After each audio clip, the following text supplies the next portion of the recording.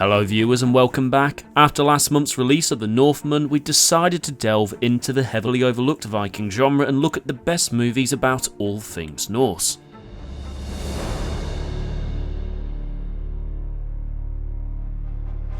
Number 10. The Long Ships.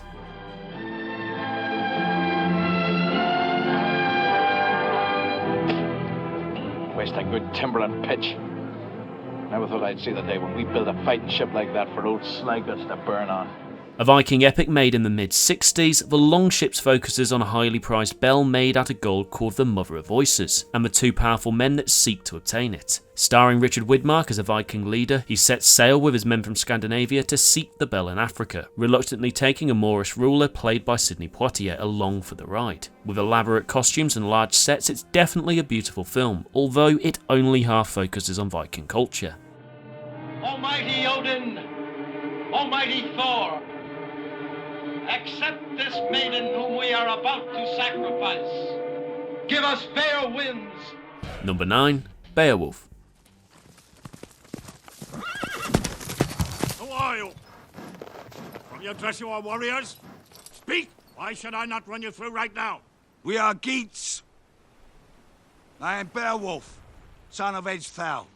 A somewhat loose adaptation of the Old English poem of the same name, Beowulf follows the lead character as he battles and kills the beast Grendel. Made at the height of the motion capture craze, Beowulf received high praise for its groundbreaking visuals and pure cinematic spectacle from critics. However, scholars heavily criticised its adaptation of the poem, and although the film was more divisive amongst audiences, Beowulf still successfully capitalises on Zemeckis' talent as a storyteller.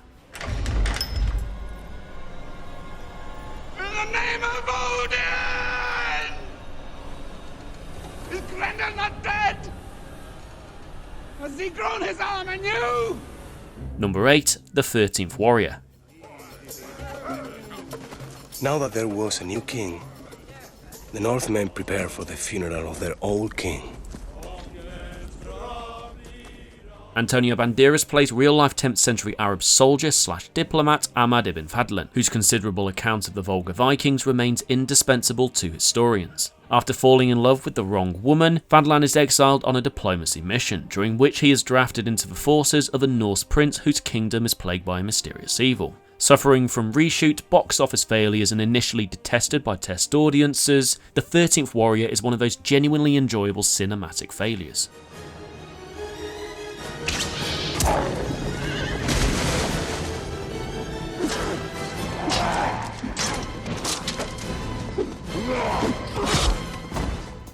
Number 7. When the Raven Flies.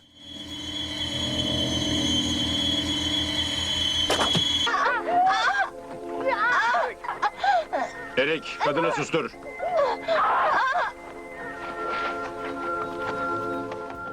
This Icelandic movie follows a young boy who loses his parents during a Viking raid in Ireland, during which he manages to stay alive and runs away. 20 years later, he is going on a journey to find his kidnapped sister and seeks revenge. A gloomy, dark and rather entertaining adventure. If you go into this with a little patience and realise that it's not a $200 million CGI extravaganza, then you might actually have some fun. Number 6. Valhalla Rising.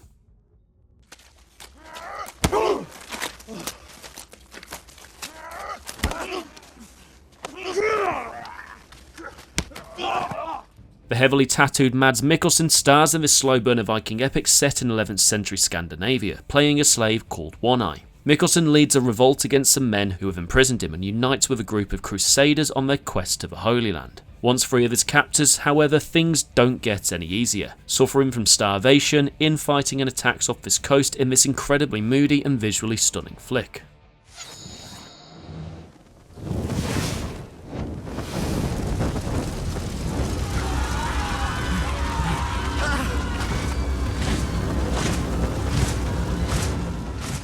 Number 5. The Secret of Kells. Whilst Viking culture is barely covered in this Irish animation, the warriors themselves still play a central part in the plot as it follows Brendan, a young boy living in the Abbey of Kells as his community prepares for an impending onslaught from Viking raiders. The story's imagery recalls the look of the medieval text handled by Brendan. The Vikings in the movie are depicted as dark silhouettes with glowing red eyes and horned helmets, fitting into their role as the movie's main villains. Into the tower!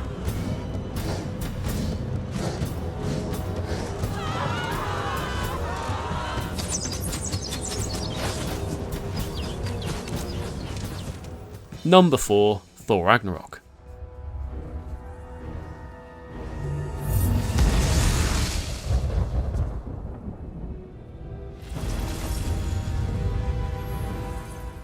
Whilst Thor movies never claim to be entirely faithful to Viking culture, I mean, they are MCU movies after all, instead the franchise delves into the fantastical elements of Norse mythology and brings forward the mythical foretold end of times, Ragnarok, whilst also featuring classic characters like Valkyrie, the goddess of death Hela, and the watchman of the gods, Heimdall. Ragnarok is arguably the most epic and beloved part of the trilogy, managing to combine a story of betrayal and loyalty with massive scale battles and well-timed humour.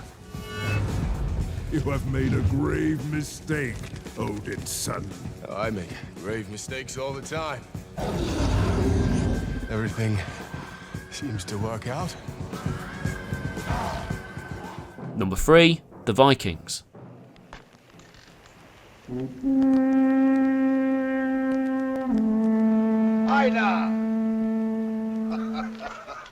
As its name suggests, this film is all about Vikings. The movie stars Kirk Douglas as a Viking prince and Tony Curtis as a slave, two men locked in a feud that only grows more as the film progresses. Every member of the cast is an experienced thespian of the sword and sandal epic, including Janet Leigh, who plays Princess Morgana, and Ernest Borgnine as Douglas's father, King Ragnar. The acting is somewhat stiff but powerful, and for the sheer scope and scale of the battles, it holds its own against the more modern CGI versions of today, even if it is somewhat historically inaccurate.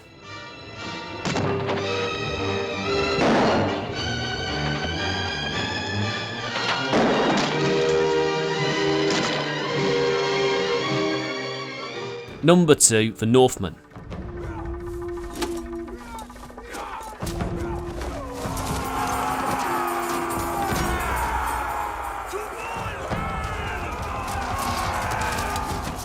Robert Eggers' The Northman is a gory yet breathtaking revenge epic, a visual feast for those yearning for a Viking adventure. Starring Alexander Skarsgård in the titular role, the film follows a young warrior on a revenge quest to save his mother from the hands of his brutal uncle, who killed his father years before. Co-starring Nicole Kidman, Ethan Hawke and Anya Taylor-Joy, The Northman is a brutal yet satisfying epic that will keep audiences entranced.